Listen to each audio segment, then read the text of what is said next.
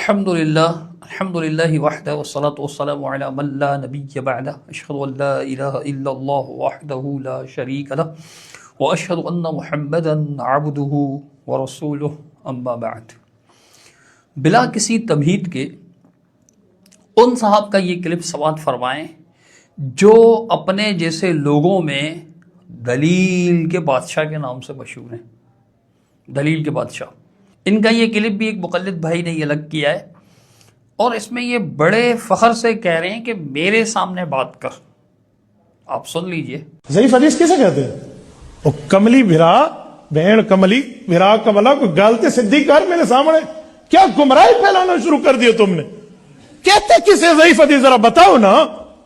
او میں بتاتا ہوں، حضور کا وہ فرمان جس کو ایسا بندہ نقل کرے جو خود کبھی دین پہ چلے کبھی نہ چلے، مثلا سر ننگے بازار میں گھوم رہا ہے اور سر ننگے بیٹھ کے کھانا کھا رہا ہے، اچھی بات نہیں ہے۔ یہ محدث حدیث بیان کرے گا تو حدیث ضعیف بن جائے گی۔ کبوتر پکڑے ہوئے او اثر کو کبوتر اڑاتا ہے، شام میں بیٹھ کے حضور کی حدیث سناتا ہے محدث ہے عالم، کبوتر بازی کا شوق پڑ گیا بیچارے کو، اس کی حدیث ضعیف ہے، نہیں مانگی۔ کیوں تو نے غلط کیا؟ اپنے عمل ٹھیک کر۔ یہ ہوتی ہے حدیث ضعیف۔ هكذا الجهل يا اخوان، هكذا الجهل۔ بار بار سنیے اور سر دھنیے۔ اس مسکین فی العلم نے ایک مختصر سا رسالہ خیر الاصول فی حدیث رسول، جو ان کے مولانا خیر محمد جھالندری صاحب نے لکھا ہے، چھوٹا سا رسالہ چند ورق کا، یہ بھی توجہ سے پڑھا ہوتا تو ضعیف حدیث کی ایسی تعریف بیان نہ کرتا کہ جو ان سے پہلے ان جیسے اگر کسی نے کی ہو تو کی ہو، وگرنہ علم کی دنیا میں کسی عالم نے ضعیف حدیث کی یہ تعریف نہیں کی۔ ضعیف حدیث کسے کہتے ہیں؟ جس میں صحیح یا حسن کے شرائط موجود نہ ہوں۔ آپ اس کی تعریف اسی خیر الاصول میں دیکھ لیجئے۔ ضعیف وہ حدیث ہے جس کے راوی میں حدیث صحیح و حسن کے شرائط نہ پائے جائیں۔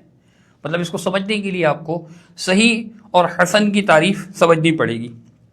تو دیکھیں صحیح کی تعریف کیا ہے؟ صحیح لذاتی، وہ حدیث جس کے کل راوی عادل کامل الضبط اور اس کی سند متصل ہو، کامل الضبط ہوں سارے راوی، اور اس کی سند متصل ہو، معلل اور شاذ ہونے سے محفوظ ہو۔ یہ تو صحیح کی تعریف ہے۔ حسن کی تعریف کیا ہے؟ حسن لذاتی ہی وہ حدیث ہے جس کے راوی میں صرف ضبط ناقص ہو، باقی سب شرائط صحیح لذاتی کی اس میں موجود ہو۔ اگر یہ شرائط نہیں پائے جاتے تو وہ حدیث ضعیف ہوگی، یعنی اس راوی کی روایت ضعیف ہوگی۔ اب اس کی مزید تفصیلات ہیں پھر کہ یعنی جن میں سے کچھ کا تعلق جو ہے وہ اتصال سند کے ساتھ ہے، کچھ کا تعلق علتوں کے ساتھ ہے، کچھ کا تعلق شاذ ہونے کے ساتھ ہے۔ اس کے لیے راوی کے حفظ و ضبط و اتقان کو دیکھا جاتا ہے، پھر اس کے صدق کو کس کو بھی دیکھا جاتا ہے کہ سچا ہے یا جھوٹا ہے۔ بہت سے امور ہیں لیکن سب انہی 5 امور کے گرد گھومتے ہیں۔ ضعیف کی تعریف یہ لکھی ہوئی ہے۔ اب اس نے یہ چھوٹا سا رسالہ بھی پڑھا ہے توجہ سے، جو مدرسے میں باقاعدہ ان کے ہاں اسباق کی صورت میں پڑھایا جاتا ہے۔ ارے دلیل کا بادشاہ بھی تمہیں ایسا ملا ہے جیسے ضعیف روایت کی تعریف ہی نہیں آتی، پھر بڑے فخر سے میرے سامنے گل کر۔ اللہ کے بندے پہلے تعریف سیکھیے پھر فخر کیجیے گا۔ اللہ تعالیٰ آپ کو بالکل ہی درست بات فرمائی ہے شیخ محمد صدیق رضا حفیظ اللہ نے۔ میں نے خود اپنے کانوں سے سنا ہے۔ یہ لوگ کہتے تھے پہلے ضعیف کا مطلب جو ہوتا ہے نا وہ کیا بزرگ مطلب ہوتا ہے، ضعیف مطلب بزرگ۔ کیا تمہارے بزرگ جو ہے، تمہارے جو باپ دادا وہ بزرگ ہو جائے تو کیا تم ان کو چھوڑ دیتے ہو؟ تو پھر ضعیف حدیث کو کیسے چھوڑ سکتے ہو؟ کئی لوگوں نے یہ سب چیزیں سنائی ہے ضعیف کے نام پہ۔ تو ضعیف کے نام پہ ان لوگوں نے بہت کہانیاں سنائی ہے کہ ضعیف کا مطلب ایسا ہوتا ہے ویسا ہوتا ہے۔ تو شیخ صدیق رضا نے جو پکڑا ہے ان کو صحیح طریقے سے پکڑا ہے کہ ہاں دیکھو یہ ہے تمہاری اصل میں علمی حیثیت۔